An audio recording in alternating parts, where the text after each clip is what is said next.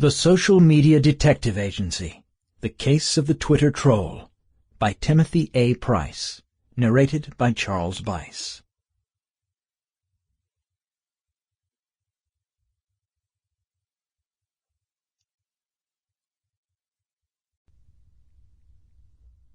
Prologue. This felt like the beginning of the end. Kyle sat at the edge of his bed and looked deep into the mirror in front of him, and was horrified with what he saw. Perhaps if he looked hard enough the picture would change, but it didn't. Before him was a disheveled man in his mid-30s, unshaven, slightly built, and in serious need of a lust for life. It's his eyes, those damn eyes. They just can't hide the truth. They are a true window into your soul, and his soul wasn't doing well lately. It was like all the exuberance and joy that he once had as a young police cadet had slowly been drained out of him. It was as if he'd been wrung out of every ounce of joy. He was a prune of discontent. You know, those dried-up, shriveled pieces of fruit your grandmother used to eat with her morning tea? He was wrung dry like your Sunday laundry, or a hyperactive L.A. chef getting every drop of juice out of his last remaining lemon. He squinted his eyes, hoping to change the image before him, but it didn't work. He remained barely recognizable from the man he once was. Okay, enough of this depressing self-evaluation, he thought as he begrudgingly lifted his lethargic body off the bed and headed to the bathroom. Once again, he was going head-on with the everyday drudgery of work.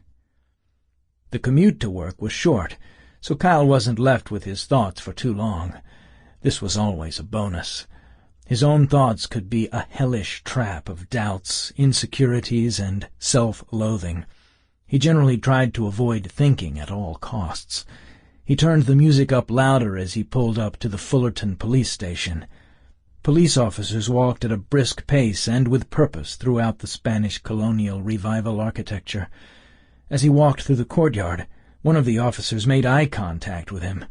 Kyle tried to avoid it, but as their eyes locked, the officer yelled out, "Why do you look so damn grumpy, Kay? Lighten up, old man." "Don't need the advice, buddy. Leave the psych evaluation to the experts," Kyle said back with gritted teeth and a large swath of thinly veiled sarcasm. The other officer didn't seem to mind. Kyle walked into the open-plan office area. God, he hated these places. Is this really what all workplaces look like now? Everyone's stuck in their tiny cubicles, tapping away on their computers, haunted by fluorescent lights, cramped spaces, and inane conversation.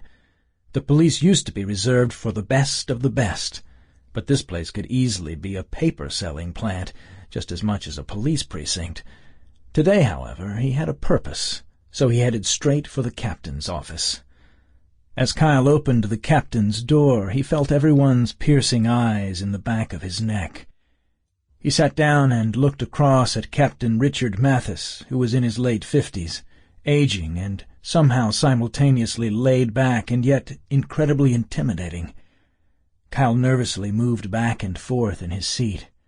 The badge around his neck swung back and forth violently with each move. He was a bubbling volcano of emotion, and he needed to get something off his chest.